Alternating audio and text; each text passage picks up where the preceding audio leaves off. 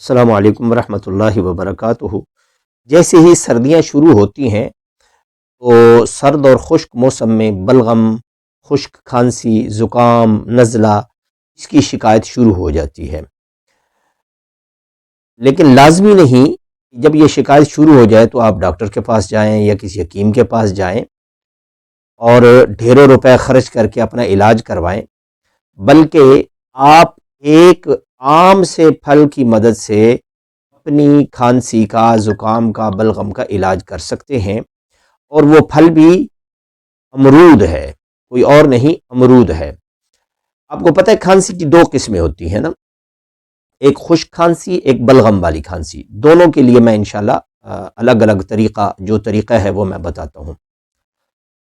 کھانسی کے علاج کے لیے امرود بہترین ہے، یہی وجہ ہے کہ اکثر کھانسی کے شربتوں میں بھی امرود کا استعمال ہوتا ہے۔ کھانسی کے جو شربت بنتے ہیں یا بنائے جاتے ہیں ان کے اندر، لیکن اصل مسئلہ یہ ہے کہ اس کو استعمال کرنا کیسے ہے۔ کھانسی کے نجات کے لیے امرود کا استعمال صدیوں پہلے سے ہوتا آ رہا ہے، جب سے یہ پھل ایجاد ہوا ہے کھانسی کے استعمال کے لیے، کھانسی کے دور کرنے کے لیے، علاج کے لیے اس کا استعمال ہوتا آ رہا ہے۔ اب سب سے پہلے ہم دیکھتے ہیں خشک کھانسی۔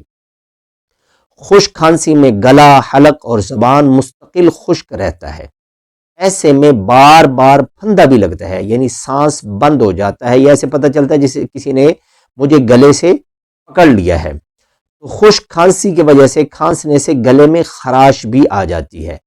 ایسے میں کرنا کیا ہے، آپ امرود لیں، ایک امرود لے لیں، دو امرود لے لیں، بہتر ہے دو امرود لے لیں اور ان کو دھو کر باریک باریک کاٹ لیں۔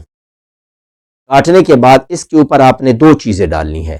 نمبر ایک، دارچینی پاؤڈر ڈال لیں، جیسے ہم ڈالتے ہیں نا مرچ اور نمک، اس کی جگہ پہ آپ دارچینی پاؤڈر ڈالیں اور شہد ڈال لیں، حسب مقدار شہد ڈال لیں اور اس کو مکس کر لیں۔ مکس کرنے کے بعد احتیاط کیا کرنی ہے کہ پانی آپ پہلے پی لیں، کیونکہ اس کے بعد پانی کی پیاس لگے گی، بعد میں پانی نہیں پینا۔ پہلے آپ پانی پی لیں، اس کے بعد امرود کھا لیں۔ امرود کھانے کے بعد احتیاط کریں کہ آدھے گھنٹے تک آپ نے پانی نہیں پینا، انشاءاللہ ایک مرتبہ کے استعمال سے ہی خشک کھانسی ختم ہو جائے گی۔ نمبر دو، بلغم والی کھانسی۔ بلغم والی کھانسی کے لیے امرود کیسے استعمال کرنا ہے؟ بلغم والی کھانسی سے جہاں سینے، پھیپھڑوں اور گلے میں درد ہوتا ہے، بعض اوقات ٹانگوں میں بھی درد چلا جاتا ہے، ایسے میں امرود کا استعمال بے حد مفید ہے۔ امرود میں موجود آئرن وغیرہ یہ ان تمام تکلیفوں کو دور کرتے ہیں۔ اب اس کے لیے آپ نے کیا کرنا ہے، دو امرود دھو کر خشک کر لیں، درمیانے سائز کے لے لیں، دو امرود دھو کر ان کو خشک کر لیں۔ خشک کرنے کے بعد آپ آگ جلائیں، توے کے اوپر، توے کو رکھیں آگ کے اوپر اور اس کے اوپر آپ امرود رکھ دیں، یا ویسے آپ سلائی کے اندر ڈال کے نا، سلائی کے اندر امرود ڈال کے، امرود جیسے پرو لیتے ہیں نا بوٹیاں بھوننے کے لیے، ایسے آپ سلائی کے اوپر امرود کو چڑھائیں گے تو اس سے آپ آگ کے اوپر ڈائریکٹ بغیر توے کے آپ بھون لیں، لیکن اس میں خیال رکھنا ہے کہ اس کا چھلکا بالکل جل جائے، چاروں طرف سے اس کا چھلکا جل جائے۔